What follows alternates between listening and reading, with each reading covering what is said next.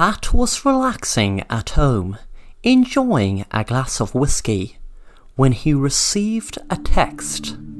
He opened it up, and there was a photo of his wife and daughter and son tied to a chair. He froze in fear. It had written underneath, "Look under your bed. There is a burner phone attached to the left side. There is one number programmed into it. When that number rings, there will be instructions on how you can stop your family getting executed. If you go to the police, your family will be dead, so don't try anything stupid." A few minutes later, Pat had retrieved the burner phone from under his bed. He wondered should he call the number before receiving a call. He decided to call it, but there was no answer. A few seconds later, he received a message. It read, "I told you, when the number rings, there will be instructions. Don't call this number again." Pat was wondering, should he call the police, but decided not to. It must be some maniac has his family. What sort of sane person would do something like this, he told himself. A few minutes later, the phone rang. The voice on the other end said, "Hello, Pat. You will have one chance to let your family live. If you mess up that chance, then you can kiss goodbye to your family, and you will never ever see them alive again. There is no GPS in this phone, but put in the following address I text you into your GPS tracking on your own phone, and you will be able to have your chance of saving your family. Remember, don't go to the police. If you do go to the police, I can guarantee you right now that your family will not survive an hour after you telling the police. Now, we're not going to waste any time, so you can come to the address I message you as soon as you receive it, which should be right after I hang up." The phone went dead, and sure enough, a few seconds later, an address was sent to the burner phone. Pat put the address into his GPS tracking device and jumped in his car and went there. The address was an old, unused warehouse outside of town. He wondered was his family kept captive inside. As soon as he parked the car, the burner phone rang. "Hello, Pat. The door is open and will lock when you are inside. Walk in. I'll stay on the phone." As soon as Pat was inside the door, it banged and locked behind him, and the man spoke again. "Well, Pat, you might see an ordinary looking room with different things around it and dots on the ground. Well, Pat, you are going to play a special game I designed myself, which is called Join the Dots. I was inspired by the classic game Join the Dots, hence the reason I have dots on the ground. You have to walk from each dot to the end of the room. Different things will happen you as you step on each dot. I will tell you what they are just before you step on each dot. But remember, Pat, don't try to do this fast. You will know why soon. Well, the first dot, Pat, when you pass it, there is going to be a burst of fire pop up from the floor. Also, I almost forgot, you don't have to finish any of these dots, and you won't be harmed in any way if you don't even complete the first one. But on the other hand, your family will be all executed by being shot in the head. Now, to make it even more exciting, there is a time limit. If you don't get it done in the time limit, which is 2 minutes, then you can forget about ever seeing your family alive again. Well, the game begins now. Pat was in shock with what was happening. He shouted into the phone, "You sick bastard, leave my family alone." The man said, "Pat, Drop your phone, you don't need it. I can speak through the speakers now. You have enough on your plate besides holding a phone. By the way, Pat, the time is ticking. Pat walked fast towards the dot, and when he stepped on it, a large burning flame went up through his body and ended so fast he hadn't even caught on fire. He was walking towards the next dot, and a voice spoke. This dot is going to release nails under your feet, long enough to make you feel a lot of pain, trust me. Pat stepped on the dot and screamed in pain when 2 large nails went right through his feet. He walked on towards the other dot. There was only one more after that. He could do it, he told himself. The man said, the next dot, Pat, will be shards of glass forced out a chute right towards you for a few seconds. Pat walked on the dot, and shards came flying at him for what seemed like hours, but were only seconds. He reached the final dot, and wondered what it was. He was told, this is going to be a surprise, Pat. There will be 2 holes, just big enough for you to put your arms through. Just roll up your sleeves and put them through. Pat put his arms through it, hoping for it to be over. He was in fear that he was going to get his arms cut right off, but suddenly he felt a needle prick his arm. Then he felt like floating on air. He heard the voice say, Now, Pat, I can't get my daughter back, but this makes me feel a little better. You might ask why the dots? Why join the dots? Well, I'll tell you why. Why? Because of all the dots from needle marks, or train tracks as they call them, in my deceased daughter's arms, from your drugs you pumped her with, and so many other people. Well, now you're going to feel what it's like to be in pain. I wondered should I give you enough till you overdose, but I had a better idea. I wanted you to experience a high before the low. You're high as a kite now, I know, but when you come down, when you come out of the clouds, you will be able to see the pain you have caused. You're going to wake up to your family dead from your poison. You see, Pat, each dot you stepped on, a person injected your poison into your family, and I'm sure they were dead by the second one. Well, on their way, but very good you did 4.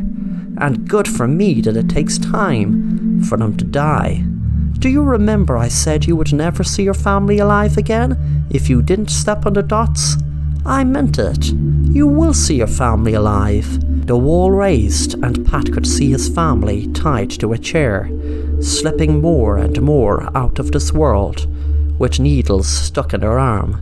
He knew within minutes or seconds they would be dead. The man said, Now you know what your poison does to people's families.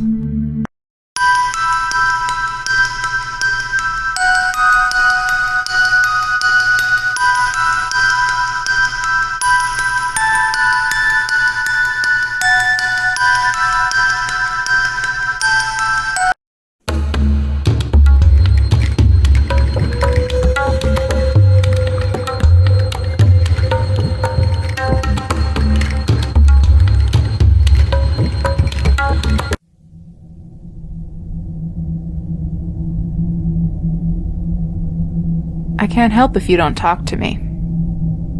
You won't believe me.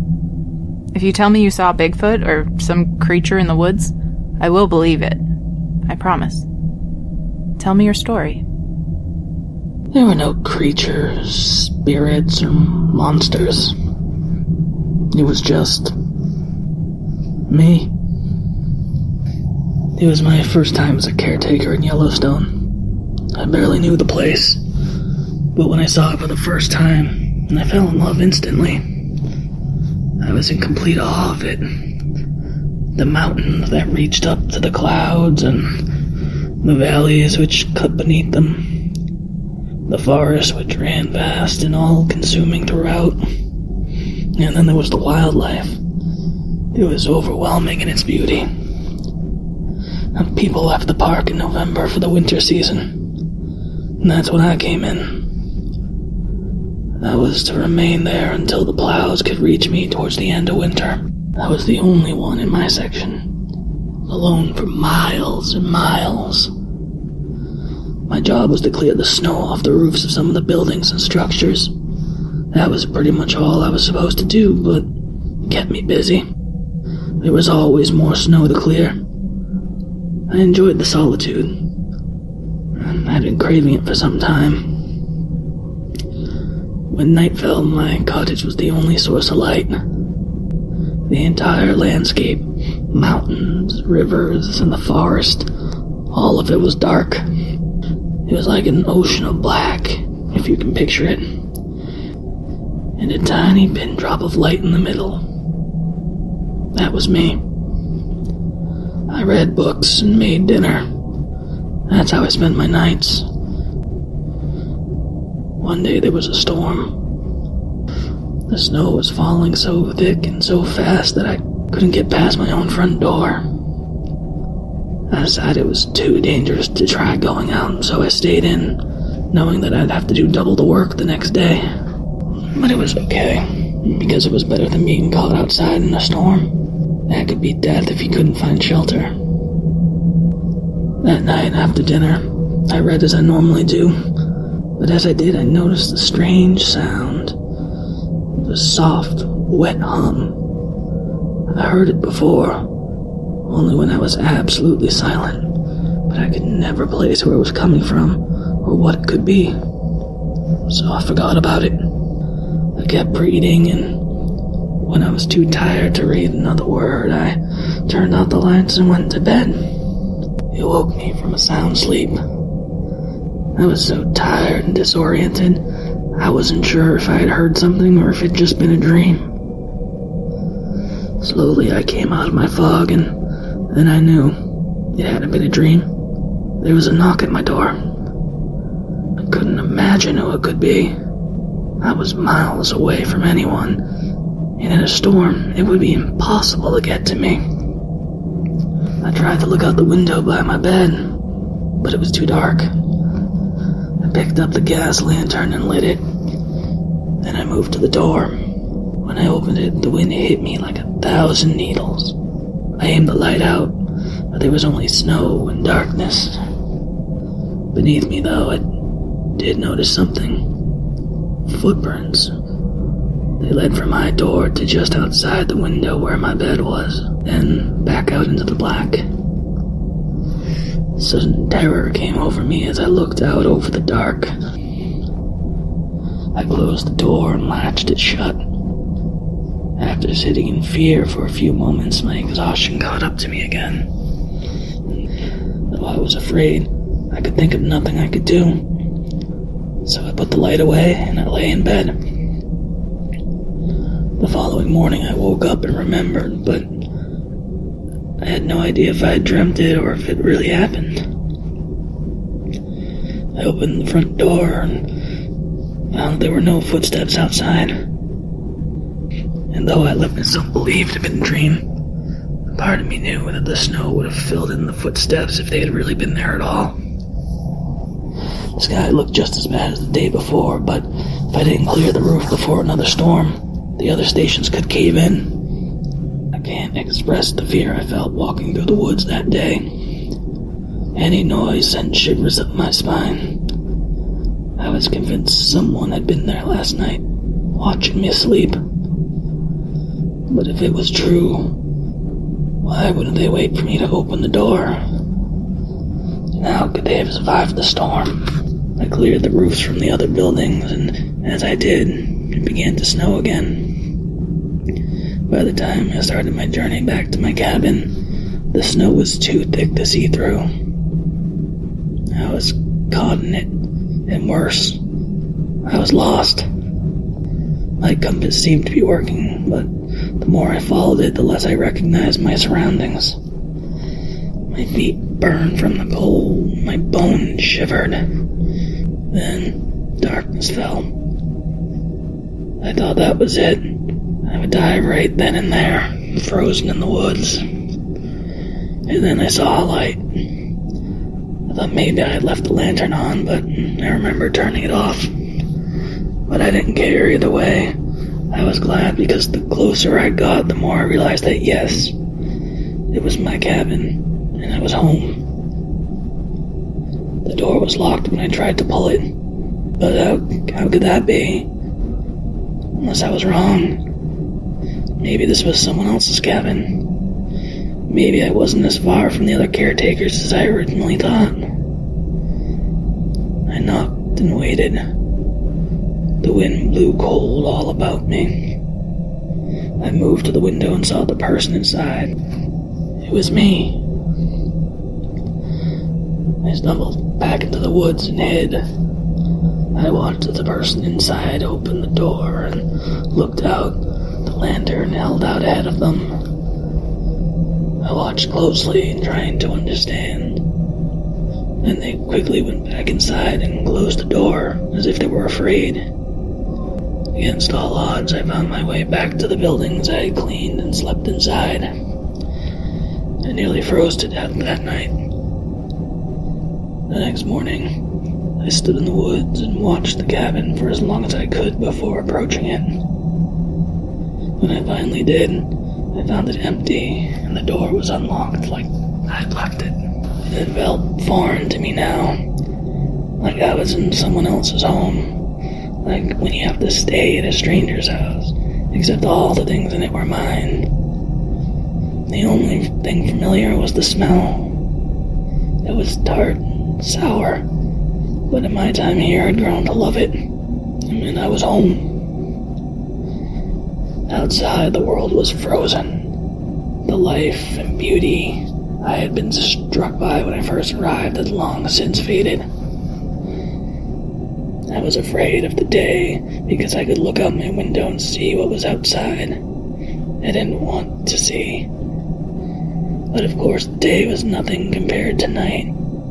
I needed the heater, but it lit the cabin from inside. I felt naked, exposed. I couldn't see anything past the windows. The only thing in them was my own reflection. I lifted the mattress off the bed and leaned it against the glass. I didn't need the bed. I had no intention of sleeping that night. I sat across from the door and watched it. Every time the wind blew and shook the door, I felt my stomach turn cold. At first, I couldn't tell if I was really hearing what I thought. The screams swelled and faded, or maybe they were just shrieks of wind pushing through the pines. I found the lantern and opened the door. The world was black. The light ahead lit only a few feet in front of me. I could see snow on the ground, snow falling in tiny specks, but nothing else. When it came from my right, I would aim the light towards it. Seconds later, it would be on my left. It was in front of me. It was behind me. It was close. It was far. I was terrified, and before long my fingers began to burn. I had to go back. When I did, I put the mattress back down on the bed. I was too tired. Fear and vigilance had taken it all out of me. I lay in the bed and listened, but there were no more screams. I had dreamt it, and I decided, or imagined it. If it was real, she would have seen my light. She would have seen it by now. The orange glow of the heater through the window. If it was real, maybe I would see her footsteps in the snow in the morning. Or perhaps she would wake me with a knock. These thoughts swirled in my mind, but I knew they were nonsense. I just needed sleep. And so I closed my eyes and did just that. The following morning I woke up and remembered that I had no idea if I had dreamt it or if it really happened. I opened the door and found there were no footsteps outside. And though I let myself believe it had been a dream, part of me knew the snow would have filled in the footsteps if they had truly been there at all. There was no way to know. I looked out over the ice and the dead trees and the leaden sky, which seemed like a concrete slate about to drop. I couldn't face it. I couldn't go out and do my job. I knew something was out there. I didn't know what, but it was there. Between the trees on the other side of the hills. I sat on the floor facing the door again. I stared at the wood of the door and listened. I wondered about her, the woman who screamed. I wondered if she had died in the night, and if so, would she come now? Would she come knocking and ask why I didn't help her? In the silence of the day, I could hear it again. The strange hum. The wet, sticky sound I knew I could never place. And then, something fell in front of me. Small like a speck, but solid. I leaned down to it. It was white and wriggling. A maggot. Something tickled my hand. I looked down and saw another maggot crawling across my knuckles. Another one dropped from above, falling on my shoulder. I lifted my eyes up. On the ceiling, there was the shape of a small square door. I'd forgotten about it. Forgotten about the attic. It was too small to go into, meant only for storage. At the edge of the square door, maggots writhed and dropped. Something was there. Something had been there the whole time. That I could place it now. It was the sound of 100,000 maggots feasting. I moved the heater to the center of the room and used it as a stepping stool. I climbed it and reached for the door on the ceiling. The smell, the familiar smell I've grown to love, was overpowering here. My eyes stung, my throat closed. I lifted my head to the attic. His small body entirely covered by them. A blanket of maggots so thick I couldn't even see him. Did you remember then that you hadn't come alone? Yes, I remember. They still haven't found your wife. Is she up there in the hills? Just behind them. They'll have to wait for the thaw. It was a brutal winter.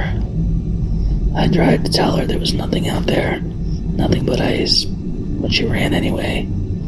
She ran for me when she saw what I'd done to our son. She ran begging for help, screaming for it, but there was no one out there. I listened to her screams until they died down, until there was only silence and dark. Why did you do it? Didn't you love them? With all my heart. Too much. It was all I knew. It was suffocating. Some men shouldn't have that much love. Some men should just be alone.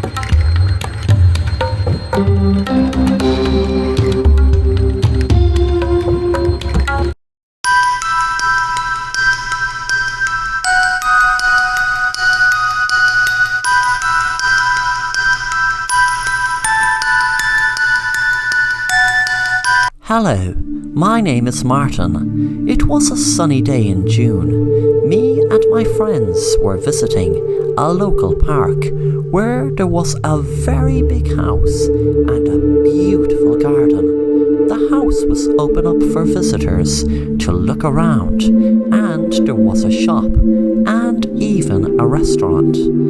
I am a huge fan of mazes, but was never in one in real life. I just did them in books and comics or wherever I came across one. The main reason I wanted to visit this park house was because I knew there was a maze there. When me and my friends arrived at the maze, I was so excited, but I felt that excitement drain away when my friends said they weren't going in because they heard a story that one time a boy our age went in there and was never seen again. I told them that it was just a silly urban legend that wasn't true, but they were adamant they weren't going in. I could see the fear in their eyes, and I couldn't understand why. I told them, okay, if you want to spoil the party, that's okay, but I'm going in and enjoying the maze. Besides, if anyone was going missing in there, don't you think we would have heard of a lot more people going missing? I walked in and was amazed at how high the ditches were. I could feel the excitement overcome me. I felt that my friends were missing out so much, but suddenly, after a half an hour walking around there, I felt for the first time a pang of fear, and a few minutes after that, I wish I hadn't gone in. I shouted out loud to my friends, but all I could hear was the echo of my voice fill the air. I suddenly got the weirdest feeling someone was watching me. I panicked, thinking it was the boy who vanished, who my friends were telling me about.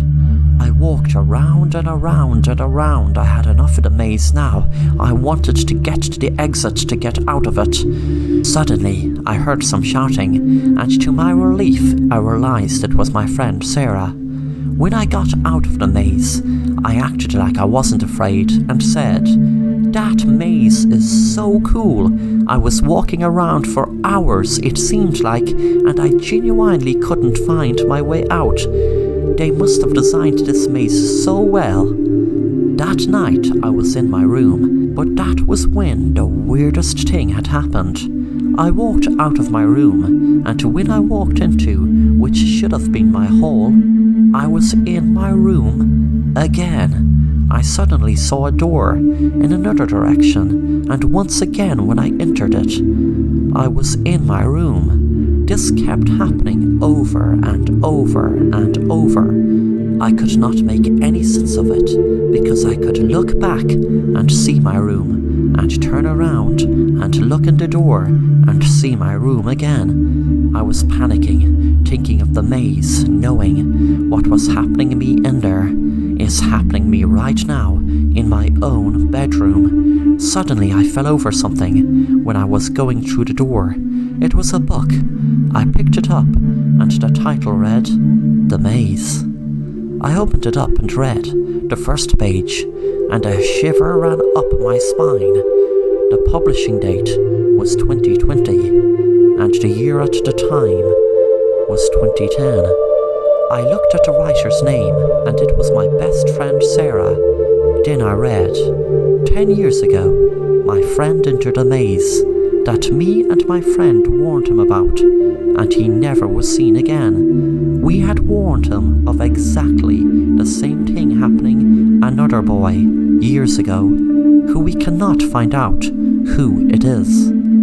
I stopped reading, then jumped when I heard a voice behind me. I turned around. My dad was staring right in front of me and said, "Son, don't be afraid. That maze gave you a secret magic that will make up for any friends you may never have seen again. You will understand as time goes on. I know, trust me, I was that other boy that went missing."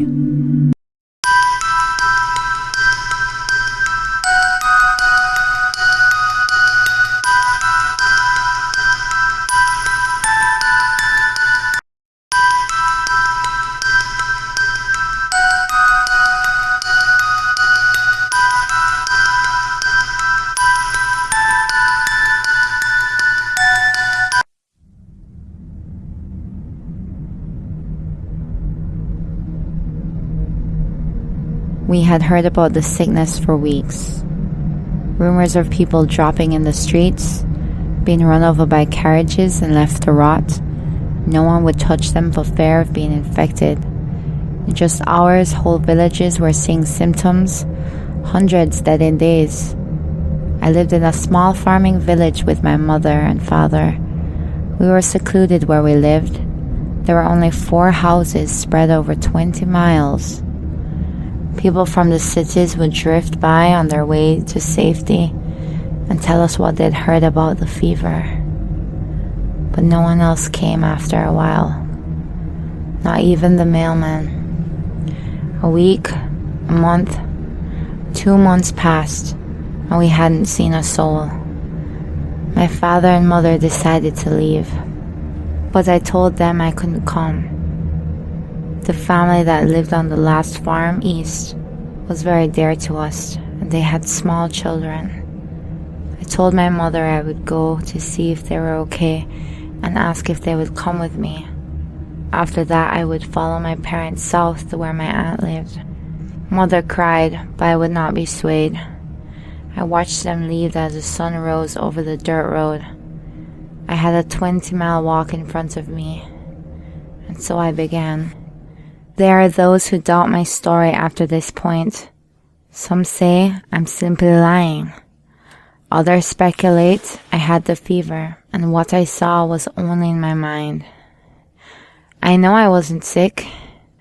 I wish it was all a terrible hallucination, but I know what happened was real. It is midnight on the 3rd of November, 1723. I am a condemned woman. I am scheduled to be hanged in the morning. I have no reasons left to lie. This document will be seen only after I'm dead. Let this be my last testament. As I walked the path, I noticed a distinct silence in the trees. Sounds I had heard all my life were simply gone. And then I heard her. She was coming down the path. A smile arched across her face. She moved lightly, almost skipping. Not a care in the world. A large crimson stain sat dark at the frayed neck of her dress. Blood. "Are you okay, miss?" I asked as she passed by. It wasn't until she was only inches from me that I recognized her. The look in her eyes and that terrible smile made it hard for me to notice at first, but now I could see it was Mrs. Shannon. She lived on the farm closest to ours. She had never been one to smile. She didn't look at me when I talked to her, only continued to sing. I assumed then that she had the illness and her mind was gone. I watched her for a few minutes and then turned and kept going. After about a minute, I looked back. She stood about 100 yards away with her back to me. Her head was turned sideways, listening. I ran the rest of the way. I arrived at the house just as the sun began to set.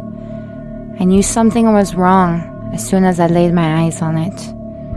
There were no cows in the pasture, no goats. I jogged to the front door and knocked. Nothing inside moved.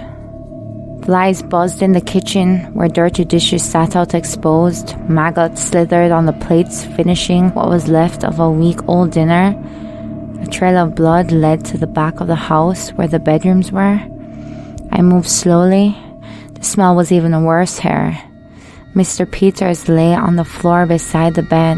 His neck was torn and blood had pooled black beneath him. He'd been dead for days. Something moved in the closet. I hadn't seen the children. I had to check. Though I have to admit at this point I was terrified. I tried to keep quiet as I opened the door. It was the eldest, James. He was cowering in the corner. I took him to his room and gave him some of the water and food I had brought. I asked him what happened. He told me the whole story. A few weeks ago, a drifter had come to town with a fever. Mrs. Shannon let him stay in her barn. He told her it wasn't the illness that made him sick now, but that he had been attacked by a vampire on the road. She thought he was delirious. After he died, she and her husband buried him in the cemetery. A few days later, Mr. Shannon told his wife he had seen the man outside. The drifter said he needed his shoes. They had fallen off while they were transporting his body. After a few moments, the man left. For the next few days, they were plagued by knocks at their door during the night. One of these nights, Mr. Shannon had enough. He went out with his gun and told the man he would shoot him if he didn't go. The man began to laugh hysterically. Mrs. Shannon didn't see what happened, but when morning came, she went out and saw her husband dead on the ground. James told me that a few days prior to my arriving, Mrs. Shannon came asking for help. She said her husband had crawled out of his grave and was trying to get into the house. James's parents turned her away, thinking she was either sick or telling the truth. Either way, they were too scared to open the door. Mrs. Shannon returned not long after. That big grin, those wild eyes, she smelled of rot. She would come in the night, sing songs outside their windows. He told me his 8-year-old sister Elizabeth was the first to die. For reasons no one could understand, she had gone out of bed just before dawn and walked outside. He remembers having dreamt of a girl screaming for help. When he awoke, he realized the sounds were real. They found her a few hours later, sitting against a tree, a few yards into the woods. All the joints in her body had been twisted the wrong way. Before they buried her, his father bound her broken wrists with a rope and salted the earth above her. After a few days of hiding in the house, they ran out of supplies and decided to leave. His mother was killed while trying to gather goats. James and his father took their guns and searched the woods for the vampire, but there was no sign of it. They left her body where it fell and followed the road north. When night came, they found themselves surrounded.